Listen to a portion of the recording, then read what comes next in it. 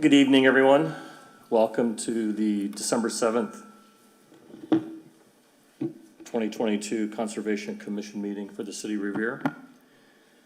For those that would like to, let's stand and recite the Pledge of Allegiance. I pledge allegiance to the flag of the United States of America and to the republic for which it stands, one nation,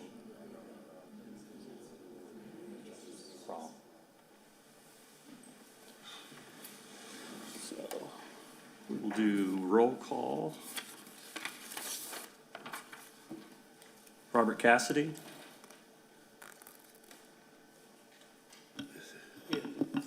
Yeah. Are you here? Present, All right. physically anyway.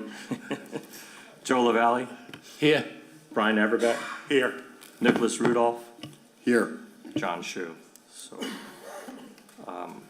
there are only 5 sitting members on the commission, so we do have a quorum tonight. Next up is review and approval of the meeting minutes from November 2nd, 2022. Are there any comments, additions, deletions, retractions? All right. Mr. Chairman, I make a motion to accept the minutes. I'll second. All right. All in favor? Aye. Aye. All right. Minutes are approved. Next up is a notice of intent for 451 Revere Beach Boulevard, DEP file number 061-0789. The owners are 596 Brothers LLC. The proposal is a 2-story addition on an existing structure and the expansion of a parking lot.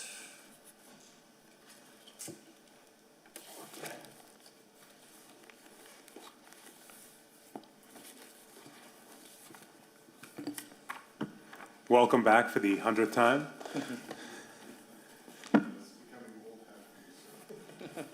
Trying.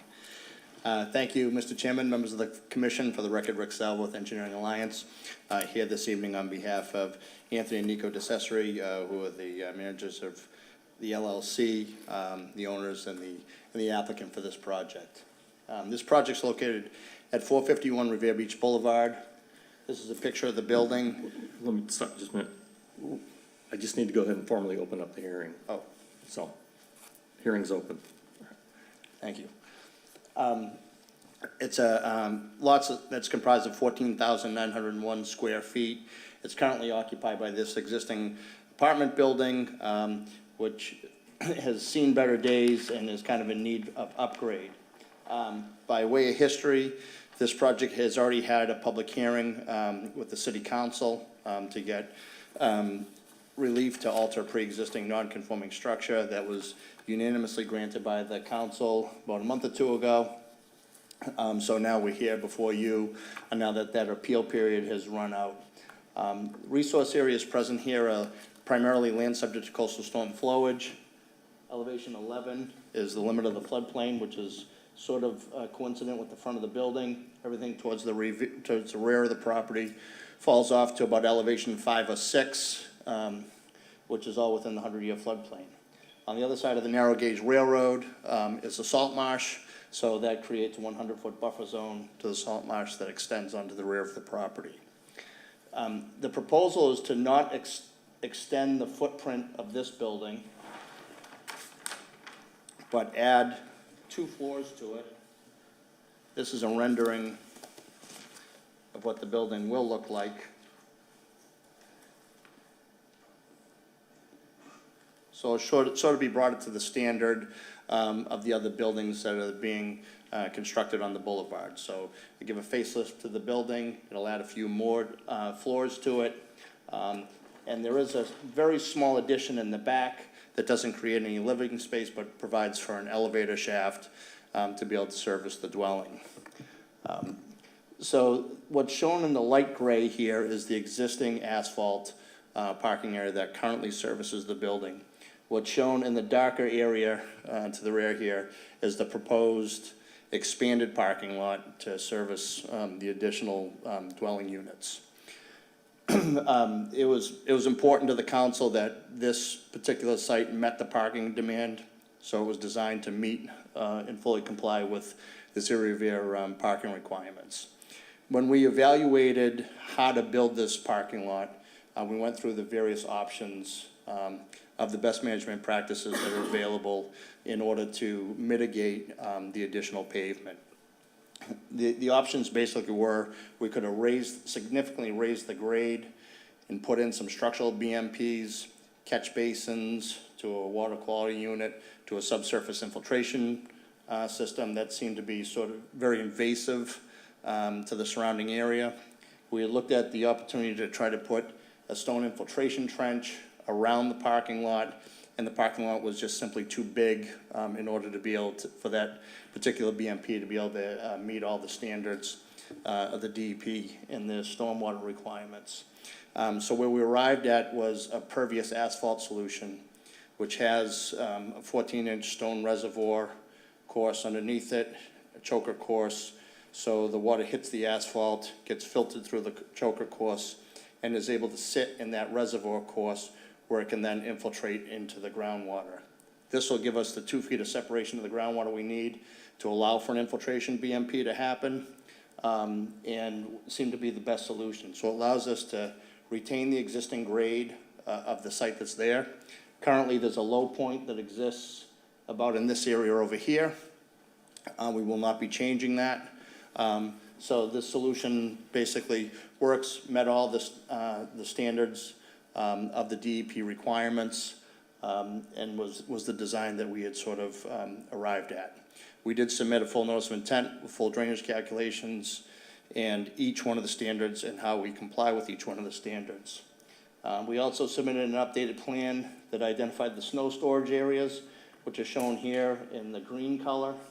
The applicant also owns the piece of land that's right in here as well. So should be enough room on the site to handle all the snow storage.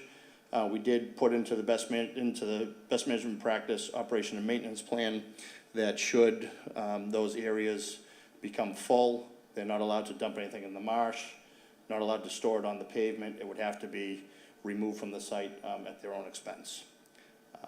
So that's essentially the proposal. The DEP did issue a file number, did not issue any technical comments. We had a site visit on November 19th, so a few of the members got to see the lay of the land and how things look. So I guess with that, I'll open it up to the commission for any questions or comments. So how many parking spaces will there be for how many units? There'll be 25 parking spaces for 16 units. So it's gonna be 16 units. What is it currently? 8. Okay. Oh, it looks beautiful, I'll say that. You do good work. Well, I can't take credit for that. That was the architect, but yeah, it's definitely, brought it up to a standard I think that folks are looking for on the beach. And one other random question for you. When is the Broadsound project gonna begin? 50 prods. I don't know the answer to that. It's funny you ask. I actually drove by it the other day expecting to see a foundation in the ground, and I haven't seen one yet, so I don't know the answer to the question. Okay, just thought I drive by it every day, so for me, I've been kind of wondering when that's gonna go up. Thank you. Hi. Mr. Chairman, hey, Rick, I wonder if I could take this opportunity for you to tell me, if you can, the difference between the hydraulic cement and the asphalt pavement that you're considering for this property. Sure. This is a bituminous product. It's called sometimes in the industry popcorn mix. It has a bigger void ratio into it, so it almost looks a little more coarse than a traditional top course that you see. So there's more void, so the water's able to penetrate through it. There was also, I know UNH had done a lot of studies a number of years ago on a cement concrete product that was very similar in nature. That product really didn't seem to catch on as much. It performed just as well. What they found was if folks turned the wheels of their car with the cement concrete product without the car actually moving, it had a tendency to sort of tear it up, and then it would spall and it would deteriorate. The asphalt product is a bit more flexible, so they don't seem to have that problem with it. So it'll look just like a bituminous asphalt driveway, but once you see the difference, once it's built, you'll be able to see a physical difference between this and this. If you're on an airplane flying over it, you might not see a difference, but if you walked and looked at the two, you'd see a noticeable difference between the two. Which brings about another question now. Will this have to be thicker than your normal asphalt No, because of the, more permeability? no, it'll perform just the same. And the undergrade would be crushed stone? Yeah, the undergrade will be a wash stone with sort of a thicker layer. So there's, you can imagine, this is a 5,000 square foot area. With that void ratio, there's an enormous storage volume underneath there now. That's why if you notice the drainage calculations in the pre-development condition, there's about 1 to 2 CFS that runs off the back. In the post-development condition, there's 0, because it all gets captured and infiltrated right back into the ground there. So because of the permeability of the lot, what is their treatment plan for snow removal, like ice, road salt, stuff like that? Or what are they gonna use to treat with, So if they treat at all? So it really doesn't require treatment. See, that's the difference between the two. The reason why parking lots require treatment is because the water sits on top of the parking lot and it can freeze. This is all stone, so there's no frost in there. It goes right into the pavement, so there's very little need to treat it. My only concern would just be it getting into that catch basin and then eventually infiltrating out. What the treatment usually does is kind of filters into places where it gets processed. So I'm just making sure it doesn't end up in the groundwater. Yeah, no, this way here, it filters through, and that's where the treatment occurs. And, the beauty of this product is there could be, over time, there could be portions of it that it would clog, but it would be highly unlikely that the entire 5,000 square feet would ever clog all at once.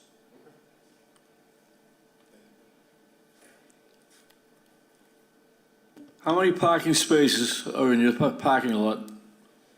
25. How do you repair this parking lot?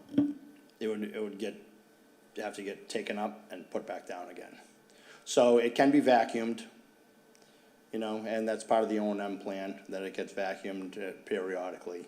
And that'll suck a lot of the, any of the TSS that gets in there, suck it out of the void holes. But if it ever became completely clogged, it just has to be replaced. Right, but what about like a pothole or something like A that? pothole, it'd just get cut out and repaved, Okay. All right. just like a regular pothole would. All right. Does anyone else have any questions? Open it up to the public. Is there anyone else in the audience that would like to speak on behalf of the project? Mr. Powers?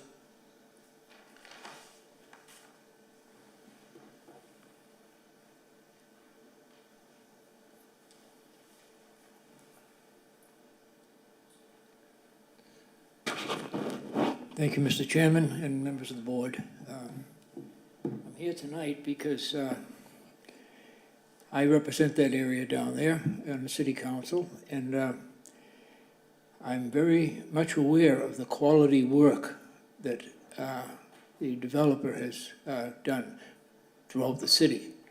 If you were to go down to the corner of Beach Street and Shirley Avenue and see the building that's going up, that's up there now, it's a marvel, really, compared to what was there. These people, they live in the city. They live on the boulevard, as a matter of fact. They bought a house down there and completely redid it. They have a business, several businesses in the city, so they're not going anywhere. They're here to stay.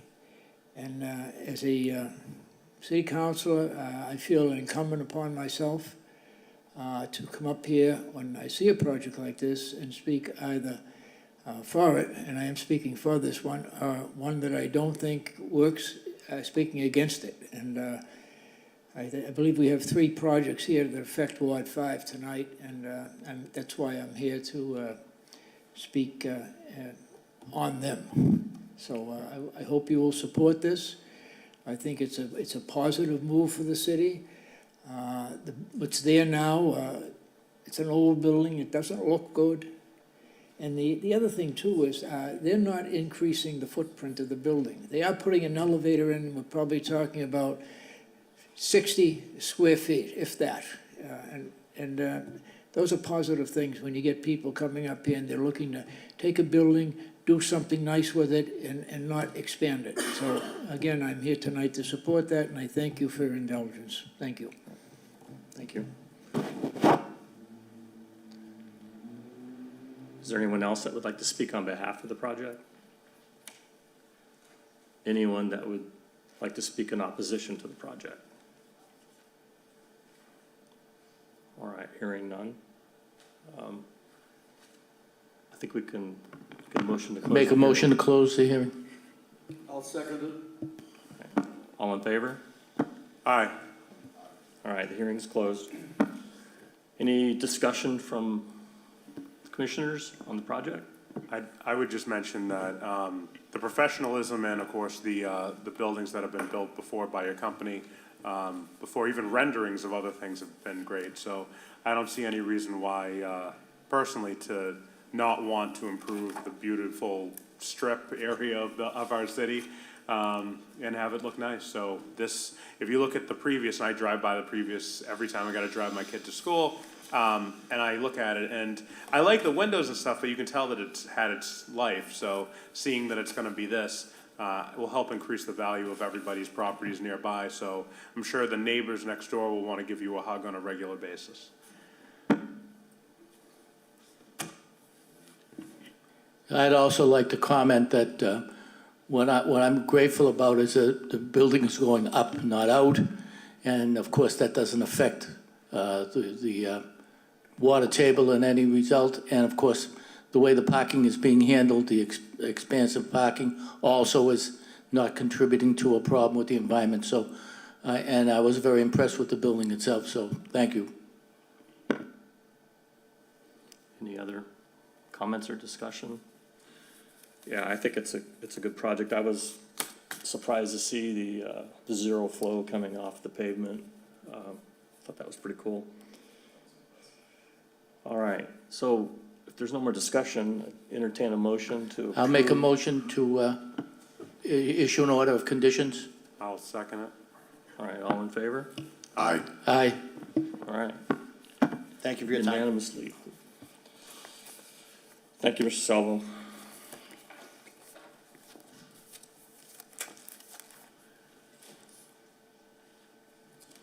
All right, next up is a request for a certificate of compliance for 9 Fowler Avenue, file number 061-0685. This is where the owner, I believe back in 2016, had an order of conditions issued to install a swimming pool. And then in the process of selling their house, they realized they had never gotten a certificate of compliance, and so they've applied for it. Several of us went out on December 3rd, walked the property down. Swimming pool's in, looks really good. So I don't really see a problem issuing a certificate of compliance. It's my recommendation. I'll make a motion that we should issue the certificate of compliance. I'll second it. All in favor? Aye. Aye. Aye. So-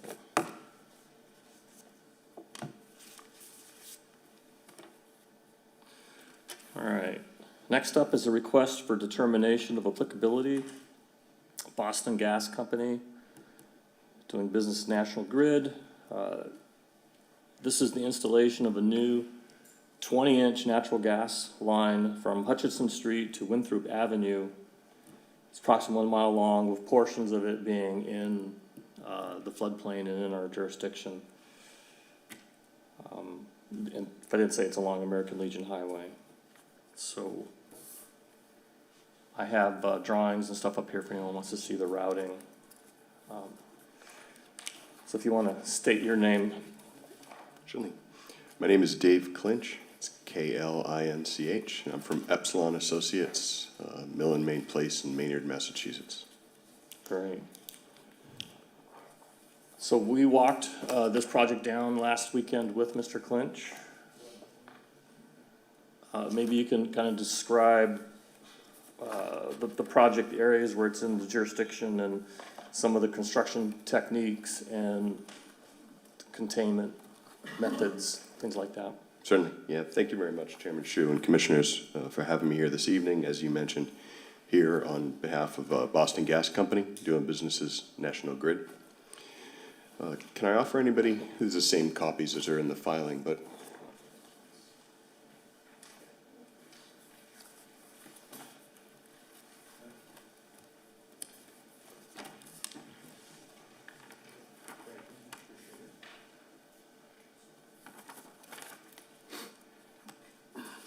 so as mentioned, this is a natural gas line installation within American Legion Highway. Also, as you mentioned, the extent is from Hutchinson Street to Winthrop Ave. National Grid has a number of these types of projects going on in the region.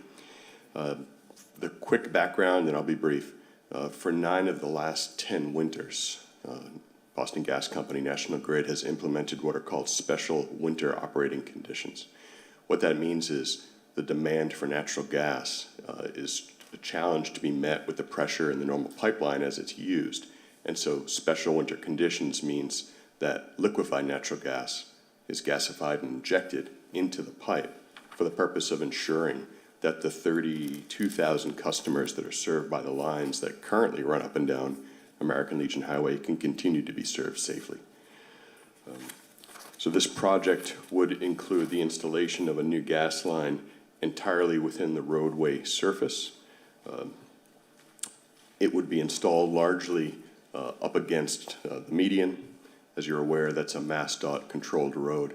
So in addition to your review and approval, the project also requires approvals from MassDOT in the form of an access permit, as well as from the Mass Water Resources Authority. So the MWRA, as you're probably all aware, has a number of facilities, including a couple of really big ones that cross perpendicular to the road. And that's why in our filing we describe this as being largely open trench, but in some cases there's also a jack and bore technique where pits will be excavated and the pipe will be jacked underneath those large MWRA facilities. Again, however, all work is within the roadway surface, which is why I did file the request for determination asking for a negative determination with whatever conditions you feel is appropriate. The work would be in the buffer zone of Tidal Creek. It would also be in land subject to coastal storm flowage throughout roughly 1,000 feet of the roadway. The trench that this is excavated and installed within is nominally 3 feet wide and at least 3 feet deep. And generally speaking, 3 to 5 feet is the typical depth of that trench. As the excavation proceeds, a truck is in place. It's called live loading. We will excavate directly from the trench after saw cutting the pavement surface into the truck. The pipeline is installed, goes pretty quickly, and then it's backfilled in place. As you're probably aware, MassDOT has a number of restrictions. Obviously, there are time of year restrictions. We can't work in the winter when there may be plowing required, because plating really is inappropriate in this condition, especially during the winter, so that's not allowed. You also may be aware that most of this work will occur at night. That's a MassDOT condition, not a choice of National Grid, but we all know that there is substantial traffic on the road at times. This will occupy a lane largely from 6 to 7 p.m. to 5 to 6 a.m. as operating conditions are allowed in the permit. We've applied for that MassDOT permit but don't have it yet, so I don't know the exact hours, but that's typically what they're including in there. If this project is installed, and again, it's parallel to an existing line, so it's basically doubling up the line that's in there, that would prevent the need for those special winter operating conditions. And I don't want to get into the politics and the history of what goes on in Everett for natural gas and liquefied natural gas storage. It's obviously a hot topic these days, but there's uncertainty about the continued availability of LNG, and it's not a preferred condition, and it increases cost for the consumer. So by having this additional redundant pipeline that will be in constant use, it will allow for safe pressurization to serve those 32,000 customers that are off this system. It also does prevent the need for additional maintenance and improvements to the distribution system, because the line can be tapped, not so much as a farm tap, but tapped at existing locations to tie into the distribution system, thereby strengthening that system and making the distribution system more safe and have more consistent pressure. We did have a site walk, as you mentioned, on Saturday to look it over.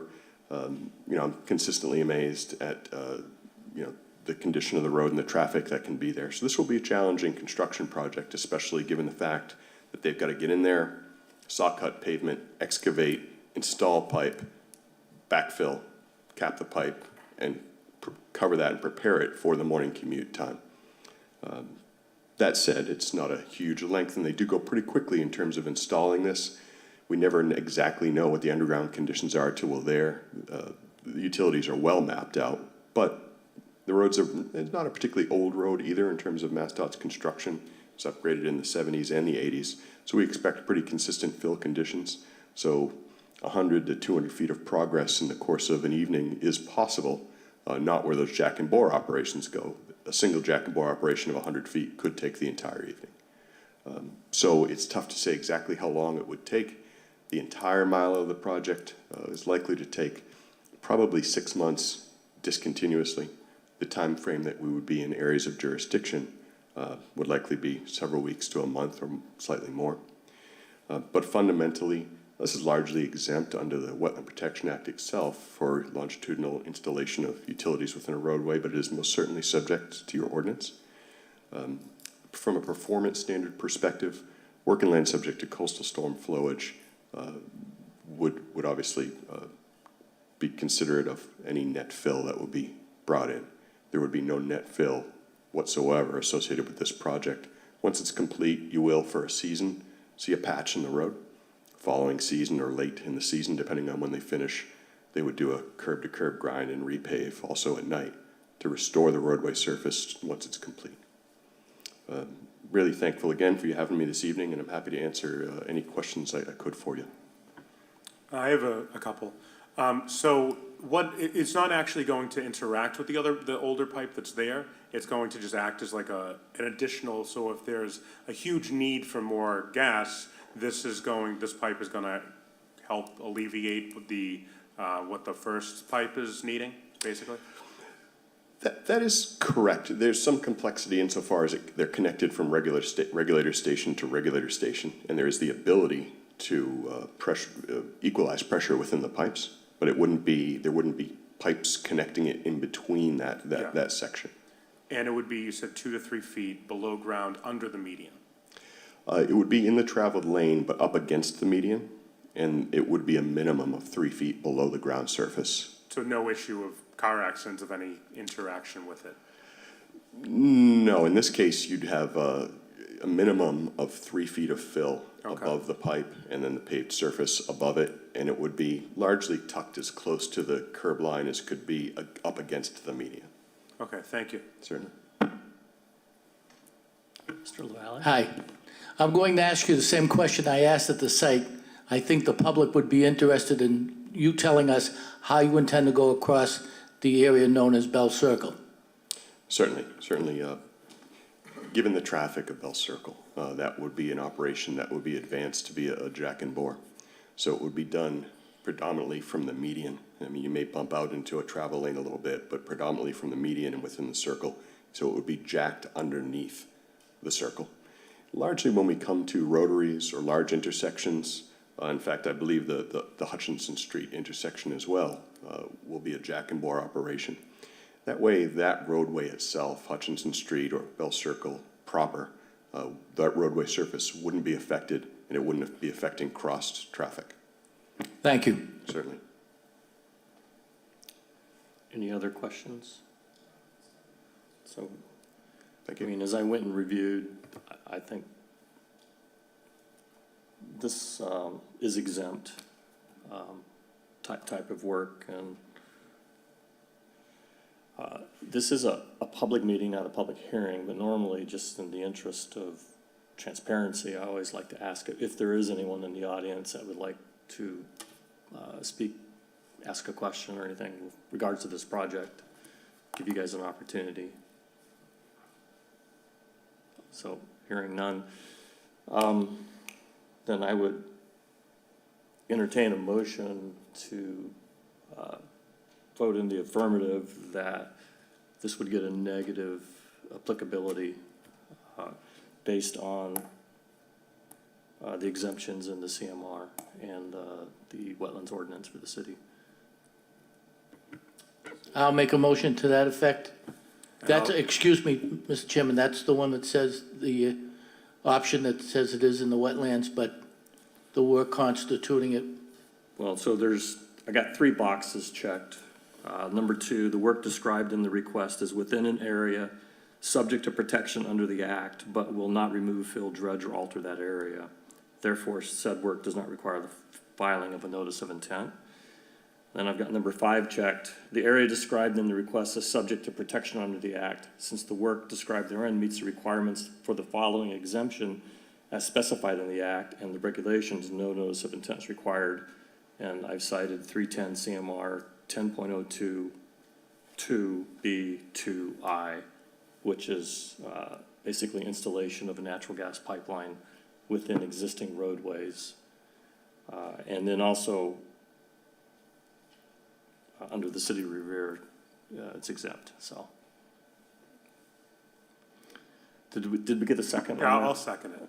Make it easy for you. All right, so all in favor of a negative determination? Aye. Aye. Okay. Thanks. And I should have mentioned, we will have environmental monitors on site, and if you'd like, I will certainly provide you with those weekly reports if you're interested in seeing. I would like to see them, so, great, thank you.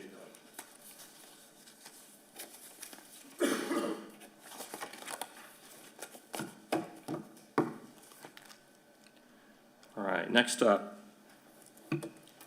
for the commissioners, we had a series of notices of potential violation were issued, mostly regarding paving activities where paving wasn't allowed or they did not come before the commission to get an order of conditions to pave. So first up is 8 Linway.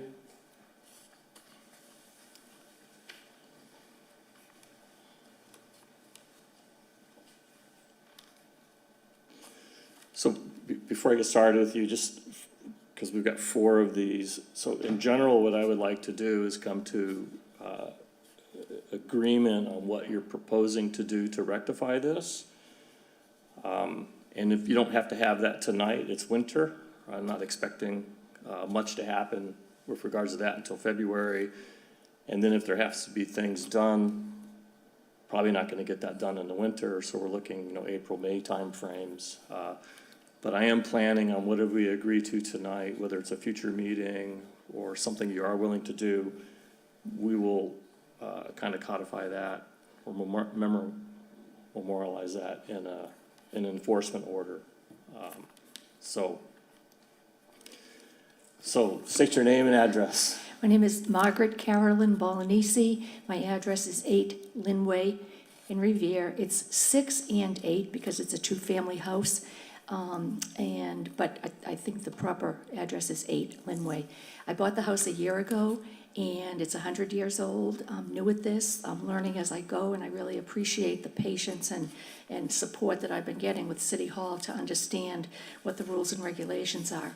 And unfortunately, I did not know that I wasn't able to dig up part of the front lawn. The front lawn is not a lawn. It's just been ridden over and destroyed.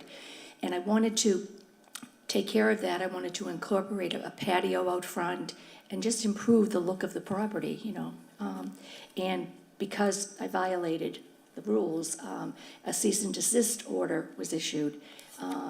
And Mr. Arrigio, Paul, came down and looked at it from Public Works, and then I was advised that, I got a certified letter to come here to talk and explain Right. what it is. So the cease and desist was issued by DPW. Correct. Right, and then we were informed and we issued a potential violation notice. Okay. Right. Thank you. Okay, And I will be back, obviously, if that's allowable, with a more formalized plan. Right now, I do not have a plan. Right. When I bought the house, I did have the land surveyed because I wasn't exactly sure where the property lines were. So I have that, and we're gonna work from that and identify a landscape design kind of company that's familiar with dealing with wetlands, even though I'm not sure it's a wetland. I don't know exactly. I'm learning the terminology here. But I want to be respectful of the conservation and preservation of the area. I love it. So February 1st Okay. is the date of the meeting in February. Is that enough time for you to get plans Yep, I've been and come looking. back and make a proposal on how to rectify this? Yes, Okay, so that's what we'll put down. plan for, okay, Okay, perfect. and then I'll send you an agenda at that time. Terrific. Thank you very much for Great. your time. Thank And your you. patience.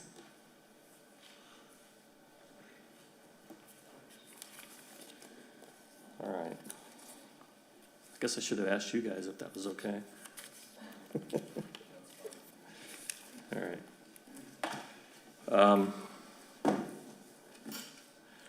So next up is 38 Arcadia.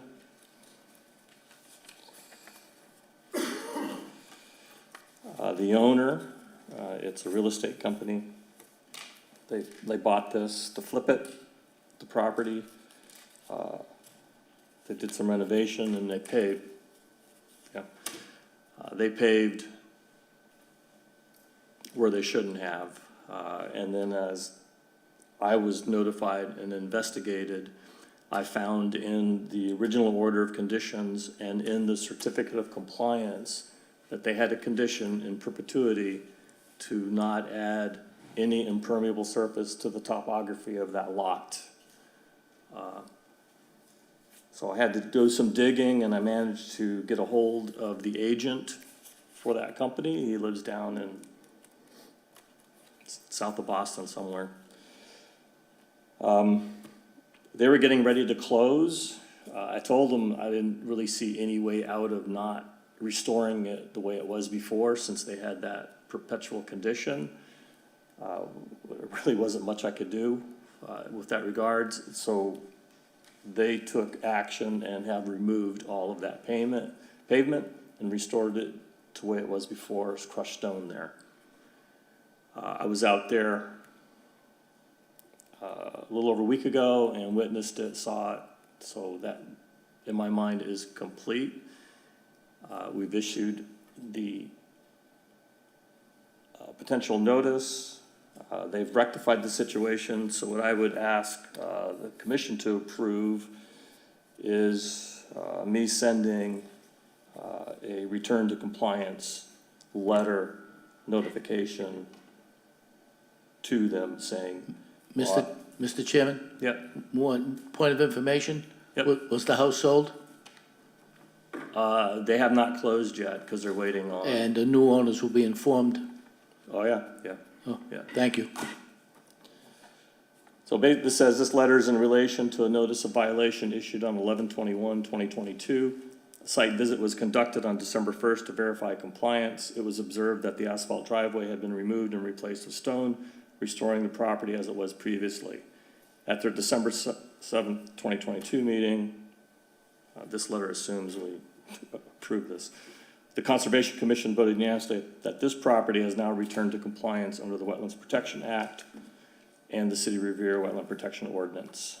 So what I'm asking is to vote on approving me signing and sending this letter out. I'll make a motion to approve. I'll second it. All in favor? Aye. Aye. Aye. Great. I think that one's closed.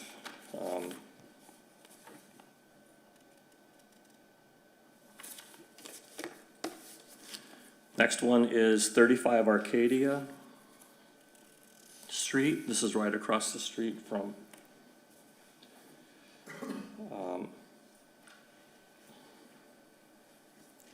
Hello. Good evening, Commissioner and Councilman. Good good evening. Can you state your name and address? Sure, so I'm Palab Syed, and I'm Saima Syed, and we bought the house across the street from 38 Arcadia. We recently closed, and we were not aware that the driveway was not legal and was violating the Wetland Protections Act. We closed on November 6th. We kind of wish that it was found with like the sellers, because they were just like 38 Arcadia, they're flipping the house. Can you move your mic down just a little bit? Yeah, so they were flipping the house, and so they sold it to us as like a new property. Everything was done by permit, so we were completely unaware that it was violating any Wetland Protections Act. So right now, I'm not sure if we can go after them and ask them to rectify the situation, or what the next steps are. So we were wondering if there's any way you guys could assist us, because we're not really aware. We just bought the home and put in all of our capital into it, and we're a little bit stuck. Right. So here's a case for the commission where the previous owner installed the driveway, and then it's just been purchased. So any legal issue you have with the real estate agent or the previous owner, that's kind of on you, to go after them for that. You own the problem. I did do some research. I did not find anything in the files or documentation where you could not put a surface there. The issue is it was put in without a permit. And so what my recommendation to the commission would be to allow them to investigate what they could do to offset some of the lost storage that happened when that asphalt was put down. So, I mean, it's there, so you can put a stone gutter all the way around it, down, like a trench, where some of the sheet flow will go into that and permeate back into the ground. It could be removed and replaced with pavers. Don't think you want to do that. It could be removed and placed with permeable asphalt. I don't think you would want to do that. Or you could remove it and restore it like it was originally, and I don't know that's realistic either. Or, yeah, which is what was there before. So, again, to the commission, my recommendation would be to let them explore some of their options and then come back in February, discuss what they would like to do, and if we approve that, then we would, issue an enforcement order capturing what you want to do at that time.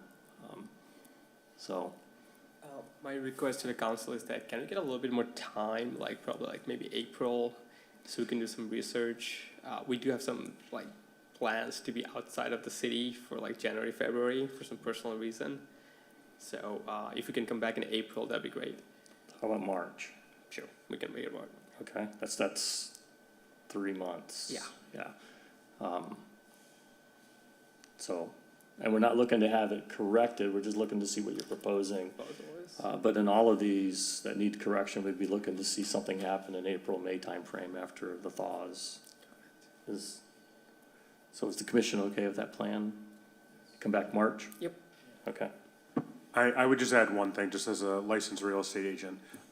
You do have title insurance for when Yes. you did purchase. So you do have a few options. One is you can contact the title insurance company. You can contact I'm assuming you use an attorney when you bought the property. I would contact the attorney and see what options you are to be able to go back to the people you purchased it from and being able to have that conversation. Because they obviously did something wrong and illegal that they shouldn't have. Whether they were knowledgeable of it or not, they still did it, which is against what should have been done for your property. So you do have legal outs. The only thing that I would caution you on is potentially going through your attorneys and their hourly rate may end up costing more than fixing this anyway. So just keep that in the back, that if this ends up being a expensive thing to cost, potentially with one phone call, they may help you. But I would definitely explore that, just to keep that in the back of your head. Awesome, thank you. That's really helpful. Thank you. Okay, All right, thank you, everyone. Have a good day. all right, thank you. Next up is 25 Bickford. Here's another where paving was put down. It's on a barrier beach. It's in land subject to coastal flowage. It's in the floodplain, and basically paved the remaining front yard. And An order of conditions was not sought from the Conservation Commission. Can you state your name and? Yes, good evening, members of the Conservation Commission. My name is Attorney Joe Francisi. I represent the homeowners, Edward Bomarcy and Regina Nalin. They've owned the property since 2008. They did retain local contractor in June of 2022 to pave a side lot next to their house. In the first instance, they received a notice on dated November 21st of a potential violation. My clients are ready, willing, and able to work with the commission. Somehow we can ameliorate this issue.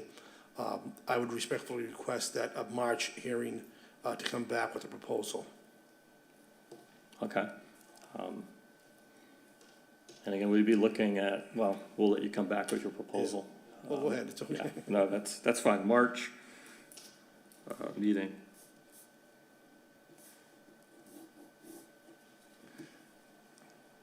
Commissioners okay with that? Okay. All right. All set, thank you very much. All right, thanks. We'll get notice of that, Mr. Commissioner. Yes, I have your email. I will send the agenda out. Thank you, sir. All right. Last up. This is a notice of intent for 6 and 14 Beverly Street, DEP file number 061-0788. Phil Contreras. This is proposed new home construction. It's actually two family homes, one on each of these lots. And, you know, for the commissioners, this has been before the commission several times before. And back in 2016, I believe, the commission declined, but the DEP issued a superseding order of conditions, which was never acted on. So now we're here today. Can you state your name? Good evening, Mr. Chairman, members of the commission. My name is Attorney Larry Simeone with law offices at 300 Broadway, Revere, Massachusetts. Mr. Simeone, let me go ahead and just formally open the public hearing. All right. The individual that I represent tonight is the owner, Phil Contreras, who seeks an order of conditions from this commission to construct two duplexes on the property known as number 6 and number 14 Beverly Street. Number 6 Beverly Street is viewed as Lot B, and number 14 Beverly Street is Lot A. Each are about 2.35, 2.36 acres. They're vacant land, and they were the subject to a superseding order issued by the DEP in September 19, 2016. And at that time, the Army Corps of Engineers had reviewed the plan and determined that the Army Corps did not have to, no permit was required of the Army Corps. So since that time, the property has changed hands from the previous individual that we, Hayes Engineering and myself, I think initially, he left, and I believe subject to his delay in action, the superseding order expired. And I would believe that was the determination of the chairman and other people that we spoke to as we began this thing. So the NOI, it talks about existing conditions and has a brief history that can be presented in the proposed work. The NOI has identified two resource areas, land subject to coastal slope flowage and isolated land subject to flowage. In this particular proposal, you will see that some changes have been made from the original proposal, and Peter Ogren of Hayes Engineer, who has pretty much handled this particular project over the years and did the superseding order and the previously with the DEP, will be making the presentation tonight.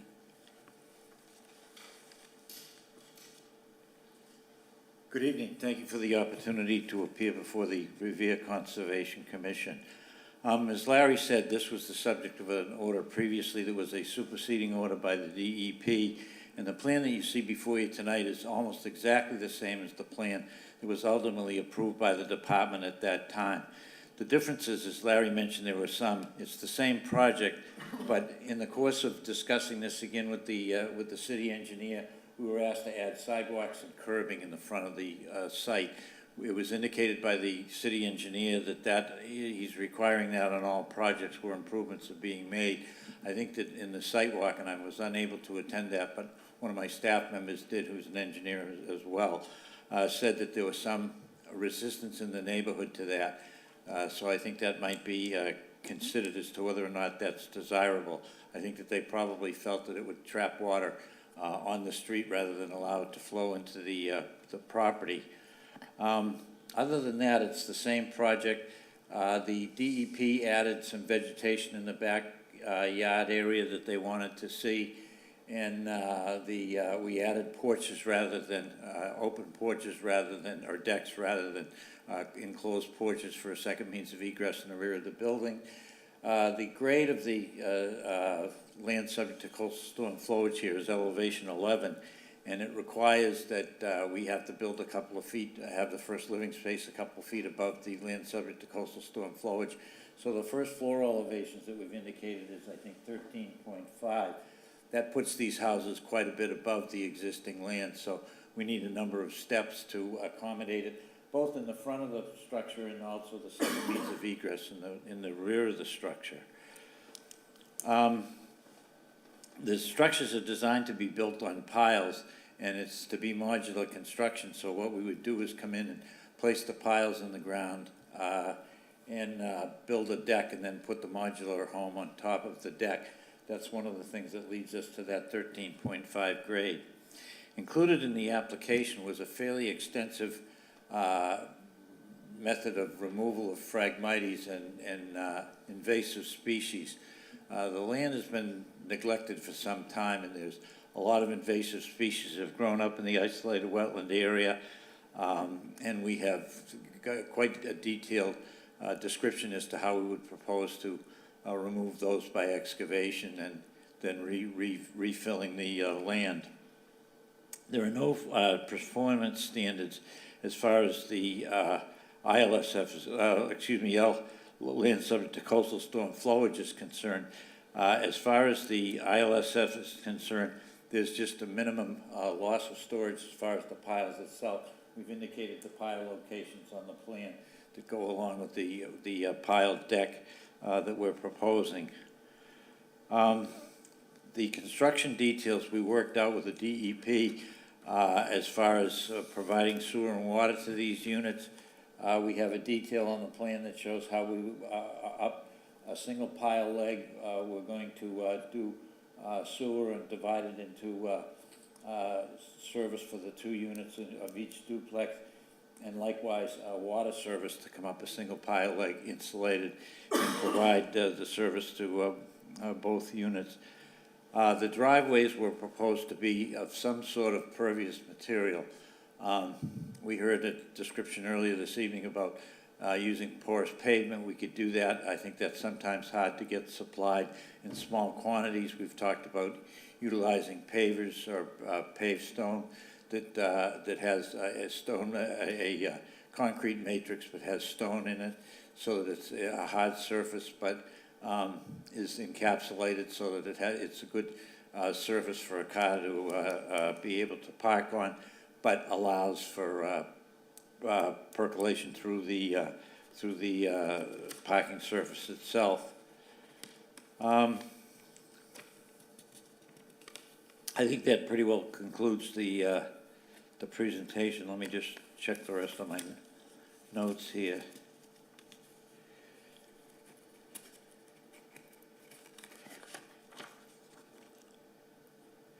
Oh, there was one issue on the at the site visit. There was some concern. The DEP definitely concurred with us that this was isolated land subject to flooding, and that it was single-family houses for a few units, so it was not subject to stormwater management.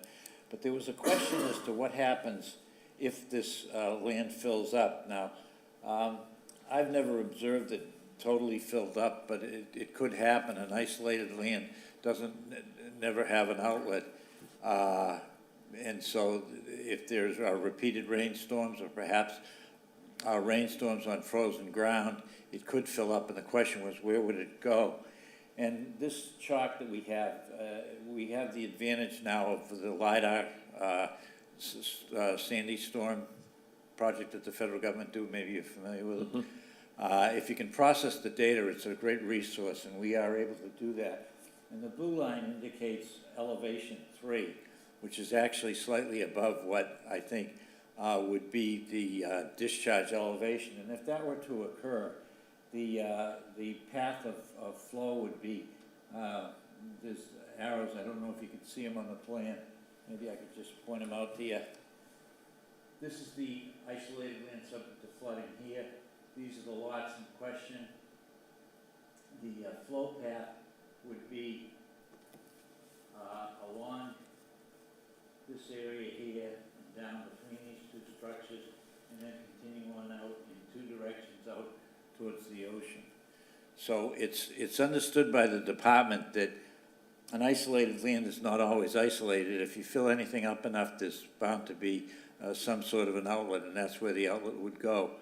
And I think that's the question that was asked at the site visit. We said we would answer tonight. Yeah, I got quite a few questions I asked, but go ahead and finish up and we'll. I think that pretty well sums up our presentation, and we'd be glad to hear any additional questions that you have. Okay. Mr. LaValle? Thank you, Mr. Chairman.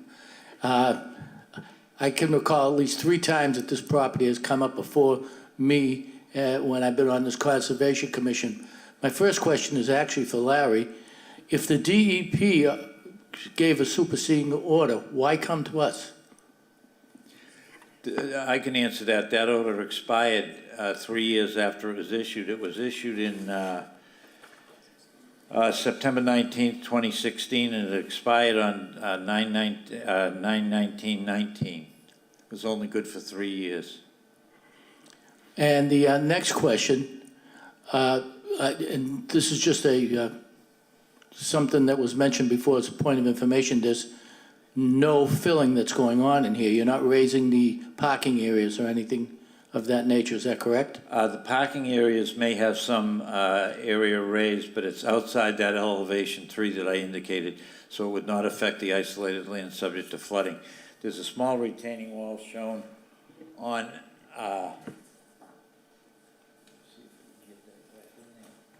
there's a small retaining wall shown on the plan there to support that parking space because the grade goes down quite a bit. These parking spaces are right on grade, as is this. In fact, this is partially paved now. So there is a little bit of fill in the most extreme one at the corner of Oak Island and Beverly Street. And I think I asked you this question at the site, but if I'm not mistaken, one of the first times that this came before the Conservation Commission, the proponent was talking about having to pump, I believe it was sewage, up to Oak Island Street, and it was at Oak Island Street was at a higher elevation, so there was a necessity to have a pumping facility of some sort. No, that isn't Has what that situation been rectified, or? That's our understanding. We were originally told that these structures would need some kind of storage for sewage capacity if the line was overtaxed. And what we had proposed is not pumping up to Oak Island, but going into the sewer, but having a check valve, and if the sewer became over capacity, we'd have to store it on site and then ultimately pump it out. Subsequent to that, we were told by the city engineer that that would not be required. I guess they made some improvements in capacity in the area. I'm not familiar with exactly what was done. Do you know where the location of the sewer is? Can you point it out? Which the sewer... Where is this going to tap into? We have sewer right on Beverly Street. The houses on Beverly Street have sewer. And I don't know where the improvements were made, but we originally designed that system, and then we were told it would not be necessary. Any other questions from the commission? All right, so site plan review of the city, when is that scheduled for? I don't believe it's scheduled yet. The site plan review in the city is not a permit, it's a review and it's advisory to the building inspector, and it happens for, I think, all projects, but it's not a permit. No, but I think it's a requirement to get the permit. It is a requirement to Right. get the permit. Right. Yeah, it's advisory to the building inspector. Right. I don't know, they usually meet in the mornings, Larry. When is their next meeting? Meet every Tuesday morning for the most part. Chairman is Frank Sturgey, and as the colleague says, at this stage, site plan review would be simply a recommendation to the building inspector, and after so many days, he can abide by those recommendations and then take them under his building permit, like we simply ignore them. Yeah, so I'd like to see that site plan review determination letter prior to, voting on an order. I sit on that plan review, and when things come up, I just want to make sure I understand what the city's issues are, if any, on that. The project lots now, assuming they're dry and empty, how much storage is there before they start overflowing? The computations that we did with the DEP showed that there was, I think it was 0.37 acre feet to elevation 3, and I don't think it ever quite gets to elevation 3. Those were the computations that were done to determine that it was an ILSF. It would have to be more than 1/4 of an acre foot, and this was 0.37 is my recollection. I can look that up for you, but. So I guess where I'm going at is, the property as it sits now, doesn't seem to me it stores very much. Will there be an improvement in storage? We did not propose an improvement in storage. There could be. One of the things, I'm sure that you read in detail what we propose to do for the Phragmites removal. Yeah, that's another question. I want you to go into that in more detail. We could, when we dig it out, we could bring it back to an elevation that's lower than there is now, so that there would be more storage if that were desirable.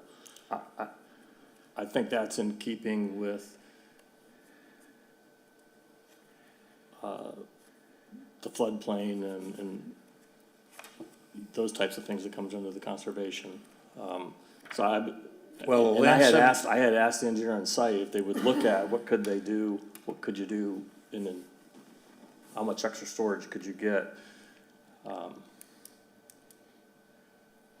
Well, you could get additional storage down to the water table, although I don't think you'd want to do that. Yeah.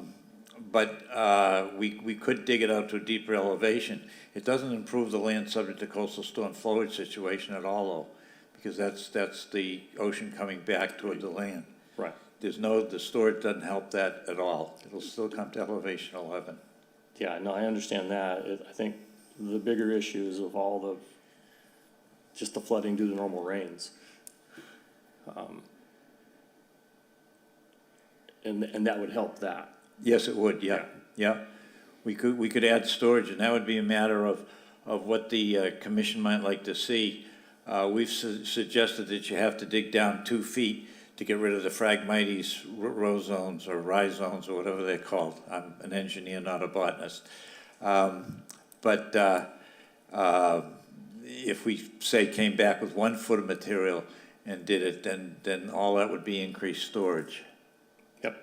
So I would be interested in what those calculations would be and what that percentage increase in storage and absolute, volume of water would be potentially extra that could be stored. Jim, I take it you raised that issue because you want to see if it can help the abutting areas, and has nothing really to do with the project. So you'd like to see more capacity because Well, it would help the neighbors and abutters. I think it's gonna help the houses, because I think your car is gonna be parked underwater a lot of times. That's not what we find. Yeah, but, Yeah, we can provide those calculations. I mean, if the assumption is that we're to take out the area, basically the ILSF area, which is the area of vegetated wetland, isolated wetland. If we were to assume that that only a foot would go back and we're taking out 2 feet in that entire area, we could come up with those calculations Okay. very easily.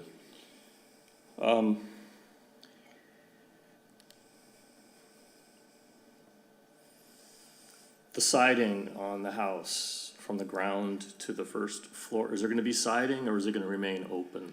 Under the under the flood management FEMA regulations, you can have breakaway panels, which we might have. I don't know, the builder is here, Mr. Contras, Phil. Are you gonna, these houses are to be built on piers and have a first floor elevation that's well above the ground. Are you planning to fill in that area with a breakaway siding or just leave it open? Whatever the requirement is. Well, it can be a breakaway panel, or it can have a certain amount of flood vents in it. And I think that would be something that would come in the final building plan, but I think probably it looks better if you do fill it in with something. Okay, that was just a question I had. And then the drawings talk about Bradford trees, but I think we'd want to Bradford pear trees? Bradford pear trees. Yes. We would want to see some type of indigenous species as like what the state had required. And I didn't see the types of all the shrubs called out either on your drawings, but I know in that original order, they called out what those would be. Well, we included a copy of the state's order, thinking that if you choose the route of taking doing a local order of conditions, you might take from that order what the state thought were important points. Yep. Okay. So, yeah, I mean, we're perfectly willing to use the trees and that the state recommended. Okay. Before I go to the audience, anyone else have any? I'll just Well, add one. Mr. Chairman, Nick and I are having a little discussion here on, there is wording in our, well, I'm curious that we're approving a plan that doesn't have the actual building in there, so we don't know what they propose to have for openings, breakaway walls, slots with the storm vents in them. I know we have conditions to that effect, but usually we're approving what they propose, and you're not proposing anything right now. Well, what I'm saying is that the building code dictates that you can do any one of those things. I don't think that the builder has decided what he might want to do, but any one of them is acceptable under the FEMA regulations. So that's what our condition state is. It's built towards coastal FEMA regulations. And there's a lot of options. They can leave it open, breakaway vents, breakaway siding. Okay, but like I said, usually we get what is being proposed. I find it unusual that you're basically going to pick whatever option you want. And I'm not sure if it's going to be one that's acceptable to even DEP. I've seen breakaway walls, I've seen the openings in other projects. But that's what they're proposing. I don't know, it seems like the cart's going before the horse here. Well, normally when you go before the Conservation Commission, you don't have the final building plans. You didn't see any final building plans for the 2 stories that were to be added to that house. He had a rendering. Yeah, I know, but they were going up. You're not going up here. Now, this is a little bit more pertinent to the Conservation Commission. Right. Than that other project was. The order of conditions that was issued by the state stated that we had to meet the building code requirements for construction in the land subject to coastal storm flowage. And that gives you those options. It gives you the options of vents of a certain capacity based on, I think, floor area, if I remember correctly. It can be an open grading, which I think is probably the best situation, or it can just be open. And I mean, if you want us to commit that it's going to be open, we can do that. No, that's not really my point. My point is, let me give you just an illustration. If you made it to have the openings, the storm openings, it's possible that you would make them a little bit smaller than our specifications. And then where are we? We have to tell you to remove them and make them bigger? I mean, usually that's why I say, we know what you're proposing and we can see if it's pertinent to what we're talking about or if it needs some changes. The storm opening requirements are in the building code, and it's a certain number of square inches per square foot of floor area that's in that lower area, or a shadow area, let's call it. So that's dictated by the code. There's a code that tells you how many you have to have if you're going to use openings. If you use grading, I think it's a percentage of open space, which is probably 50%. If it's on stilts, you don't have to do anything. So, but that's all covered in the code. Yeah, this is part of the reason I wanted to wait until site plan review issued their determination letter, just to see, be a little bit further along. They might have more plans to present site plan review than to us. Joe, are you all set? Has there been any opposition from neighbors for this project? I think it's fair to say that the neighbors have been opposed to the project. I think that largely they don't understand the various resources that are here and why this is permissible under the regulations, where the site, I see where the chair has a picture of it flooded. We've given you a couple of flood elevations that we've recorded by survey, so you're not surprising us by showing us that picture. We know that occurs. But again, under the regulations, it's isolated land subject to flooding, and it's land subject to coastal storm flowage. There's no compensatory storage required for land subject to coastal storm flowage in the regulation. And isolated land subject to flooding is a protected resource, but it's not against the regulations to build on stilts in those areas. So A quick follow-up for you. So just looking at the picture that you put up previously showing the homes being very close and then there being this large kind of empty lot, as someone, personally, I wouldn't want to live next to a large empty lot. I'd rather live next to two beautiful homes in that area. So is the main issue that the neighbors have due to the flood and possible water change of that? Or is it due to some other issue, whether it be parking or? Commissioner, we're going to hear from the neighbors in a minute, and they'll express all of their concerns. And I can't speak for the neighbors. I think that the sewer problem in the neighborhood, which it's our understanding has been largely resolved, if not resolved, was one of the things that historically was a problem as far as that was concerned. The DEP did not take that into account, nor does the local regulation. And as I understand it, it's been resolved. I've tried to find out a couple of times whether there was an increase in the pumping station or something. I mean, there's a lot of the construction down there that would not be allowed today. I think you recognize that. I think I recognize that. None of the construction that I've seen down there is done to the standard that this has to be in order to be done here. So I think the neighborhood was concerned about the sewer backups. And then I'm not sure about what other complaints they might have, but we'll hear from them tonight. I would say to the chair, it probably makes sense now to hear from any opposition. Yeah, that's, as soon as we're done, then, okay. Mr. Chairman, just one point of information question. Were test borings done at this area? Yes, we have some test borings. Could you tell us the topology underneath there? I don't have that at my fingertips, but I will send it along if you're interested. All right. So, thank you, Mr. Ogren. I'm going to invite members of the public to come and, first of all, speak in favor of the project. Yeah.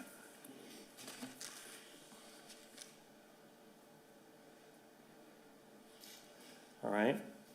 So we'll now invite members in the audience that would like to speak in opposition to the project.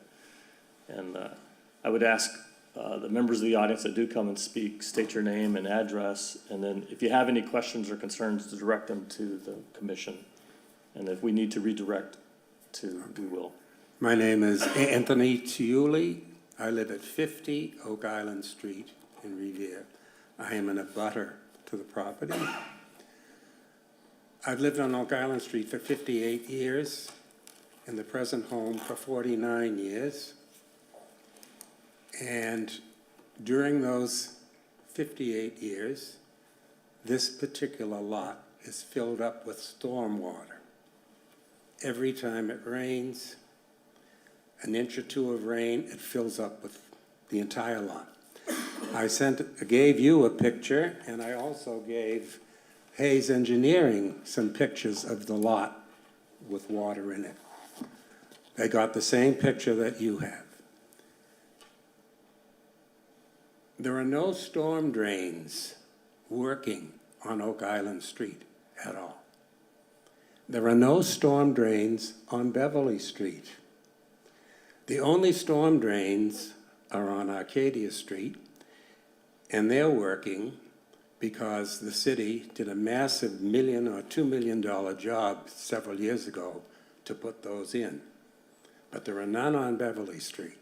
So when the water comes down Oak Island Street, especially on the Kelly side, it goes all the way down, crosses, and then goes down Beverly Street and into the lot. Right now, that lot is flooded because we just had 2 inches of rain or thereabouts. The storm drains on both sides of Oak Island Street have been inoperative, I want to say, for at least 15 years, because they put a house up on Oak Island Street, across from me, that severed the outlet pipe that went into the ditch. You know, there's a ditch behind 41 Oak Island Street and 57. There is a ditch there that goes all the way down towards the Pines.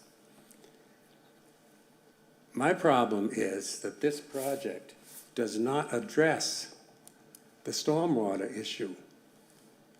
We heard about sewers, sanitary sewers overflowing or surcharging, whatever. We didn't hear about storm drains. There aren't any. So where is the water going to go? It's going to go into that field. And the water comes up to the fence of my house, 6 feet away from the foundation. And in 1996, that field overflowed into my basement and also into the other yards beside me. So I have a real concern about where stormwater is going to go. If sewers or catch basins were being put in, if the storm drains on Oak Island Street worked, I might not be as nervous about it. But in the winter, February, March, when we have heavy snowstorms, snow melt, even the DPW sometimes throws snow into that field because it's convenient. The water comes very close to my house, and my sump pump, right now it goes every 12 hours. But when it's full, it's every 6 hours. And it runs for an hour each time. So there's a lot of water in that field. I don't know where the water table is, but it's maybe 3 feet down.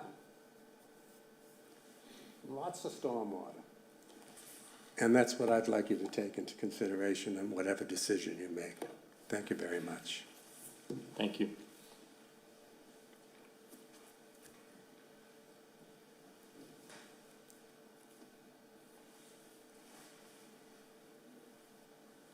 Good evening again, Mr. Chairman and members of the commission. I'm not an engineer, certainly. However, every time it rained, heavy rains, 2, 3, 4 inches, I was down there. And on several occasions, on this end of Elton, the northern end of Elton Street, walking through water, 5, 6, 7 inches deep, okay? The people that live down there have been put up with this crazy situation for years. Since I've been on the city council, we've stopped it on 3 occasions. Anybody that looks at that lot will understand the problem. It's a retaining area for stormwater, rain, whatever you want to call it. It's in there. And when it can't go in there anymore, it winds up down on Elton Street, on Arcadia Street, even as far down as York. It's the wrong place. Now, let's ask ourselves, why has nobody built down there? 20 years, nobody's built. They had an order of conditions from the state, okay? They still didn't build. And the answer is because to do the job and do it properly, it's too expensive. People aren't gonna put their money in there. I just heard the word modular homes mentioned. You know, get down there, put some piles in there, stick a modular home on it, sell it, and that's the end. That's the end for the guy that's getting paid for the homes. But it's not the end, it's just the beginning for the people that live down there on those streets. It's wrong. And to two duplexes down there, that's 4 units, that's 8 cars. Maybe they can fit on there, but after they fit on there, there's nothing left. It's, in my opinion, it's wrong.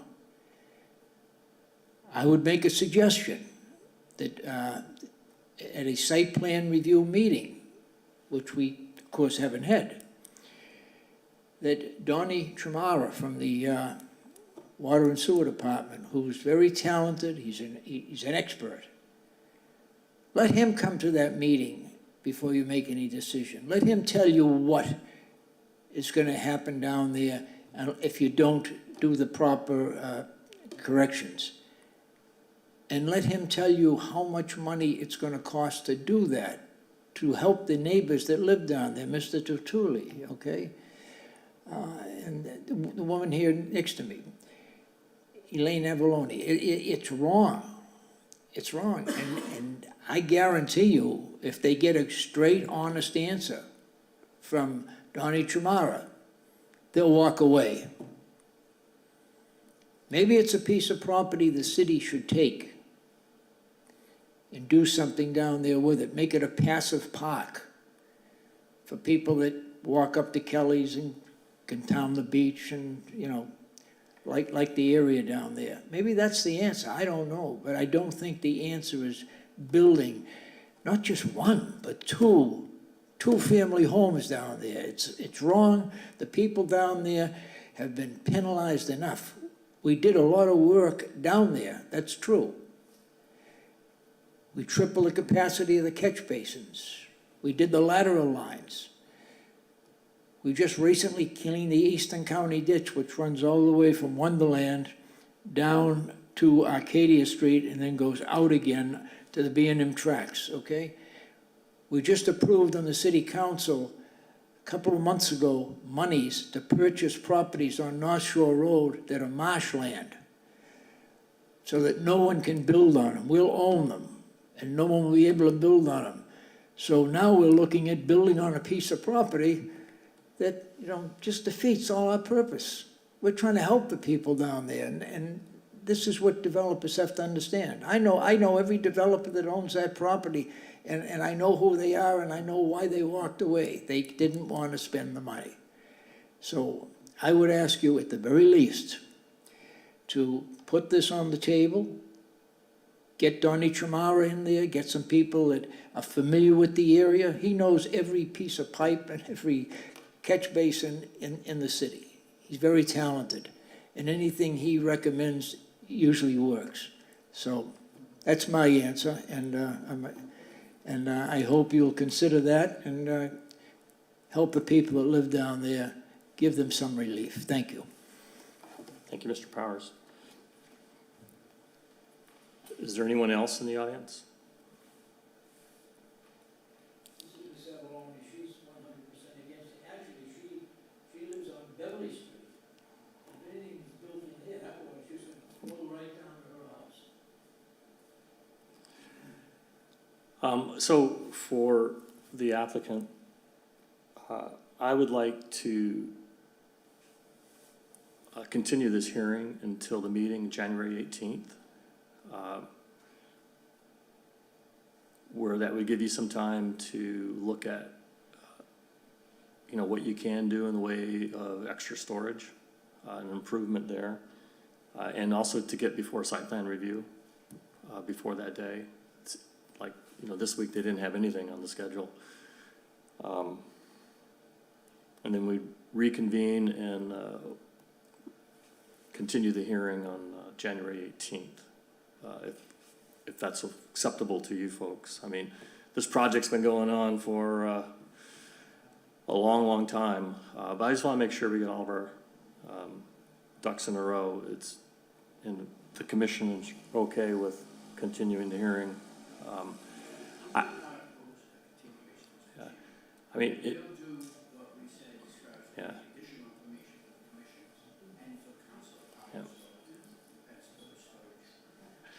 Yeah, I think that would go a long way. I mean, in general, I've gone through all of the files in detail. From what is in our jurisdiction, this isn't really something that I can point to that would,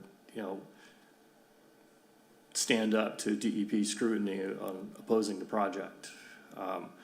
That said, we can add some conditions that you may or may not like, and if you don't like them, you can, assuming we issue an order, you could appeal those conditions. And as the chairman knows, then you lose local control. So there's always one way to do it.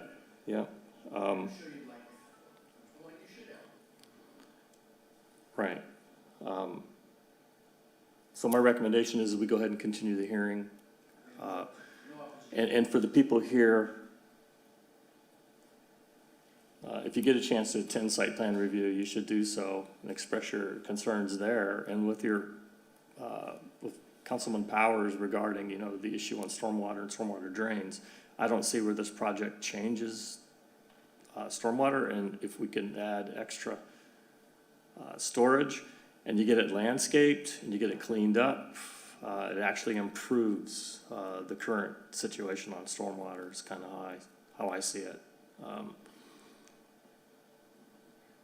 But, all right, so you're okay with delaying it till? Could,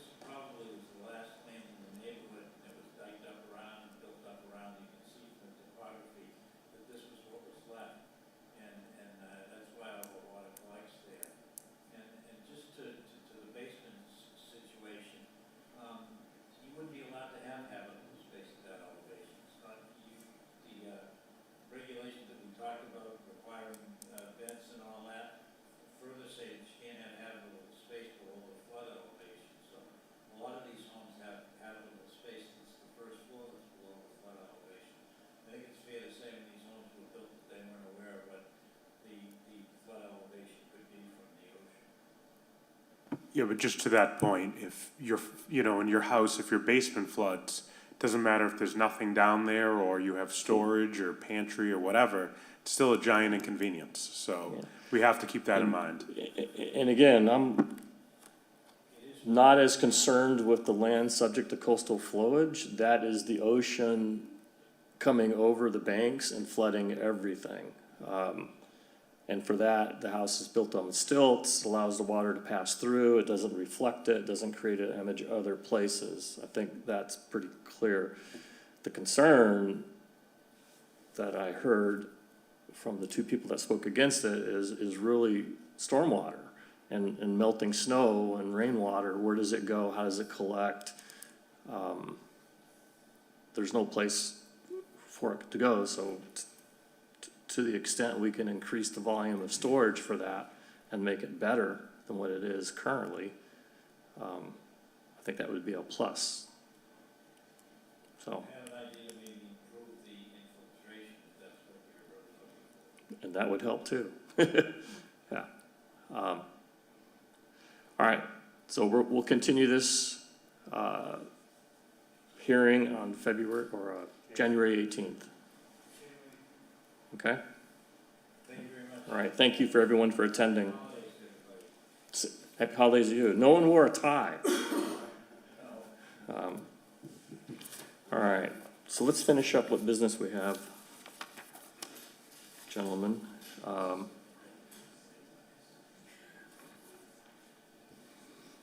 So basically, I think all of you were copied on the correspondence. It was mainly notices of past spills and how they've been remediated and cleaned up. And we just get copied on those. And then we see the 4 site visits here. So looking forward, the next meeting is January 18th. I don't have anything on the agenda except for the Beverly Street at this time.